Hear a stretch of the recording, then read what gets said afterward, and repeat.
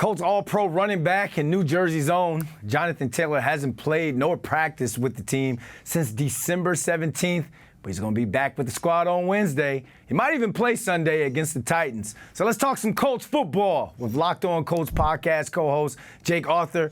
Jake, thanks for hopping in. Man, let's talk about the return of JT. He's going to be back out there at practice. So what's head coach Shane Steichen saying about Taylor's return? Yeah, thanks for having me. It's good to finally be talking about him and not having to guess so much about it. So basically, Coach Steichen said that he's going to be out there Wednesday. They've had some good talks. He's actually excited to be back with his teammates. So that's positive to hear. But they're basically kind of taking a wait and see approach as far as football conditioning. How does he look?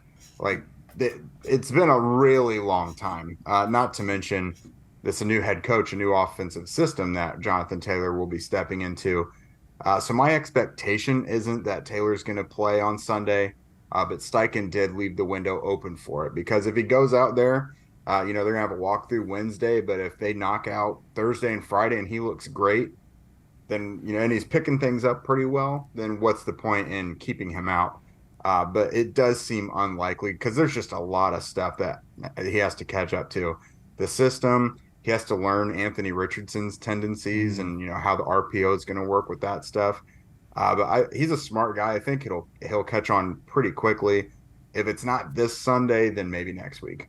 All right, but they're still in good hands, like you said, Anthony Richardson. They've got Zach Moss, who's been RB1 while Taylor's kind of been out. He's rushed for 280 and a TD and only 3 games played for him.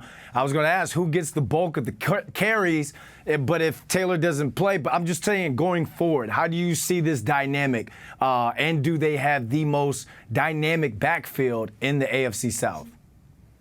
Yeah, Steichen said when the season started, because it was really wide open what was going to happen in the backfield, because Zach Moss was still coming back from his broken arm and Deion Jackson was there. He said they're going to ride the hot hand, and that's their approach until someone really dominates.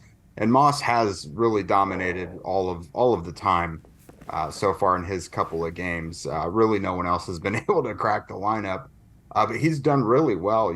He's only played in the 2 games, but if he would have played in the first game, he'd likely be comfortably in the top 5 in the NFL in rushing right now.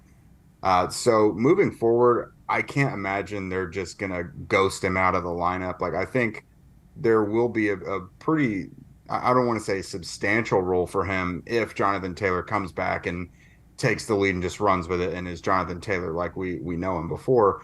But, on our show, we speculated maybe, 20 touches for Taylor, somewhere around 8 to 10 or so for Zach Moss. You got to factor Anthony Richardson into it as well, who's almost certainly going to have at least 5 carries a game. But I think Moss could see maybe like half of the work that Taylor does if we fast forward like 5 weeks to where everything is clicking on all cylinders and roles are defined.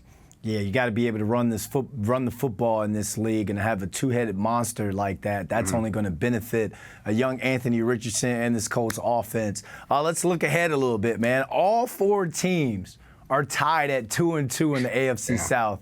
So does Taylor's return make them now favorites to win the division? I don't want to say favorites, because it seems like no team in this division ever wants to be the clear leader. Like, it feels like it's like this every year. I will say I expect the Colts to be in the mix at the very end of this thing when it comes to the division. Jacksonville is still rightfully king. They're kind of Jekyll and Hyde right now as well. You don't really know what you're going to get from them. But they face off again in 2 weeks. The Colts get the Titans this week. The Colts end the season at home week 18 with the Texans. So this whole division is really exciting to watch play each other. I don't know if the Colts are favorites. I think I think Richardson probably gives them the most juice. But I definitely will say I expect them to be there in contention within those last couple weeks of the season. Real quick, tell the people where they can find you. Yep, Locked On Colts podcast on YouTube, wherever you get your podcasts, audio as well. Also, the deputy editor of horseshoehuddle.com. Really cranking out content out there. Our team is doing really great getting stuff. So follow along. All right, Jake, thanks for joining us, man. Yeah, thanks for having me.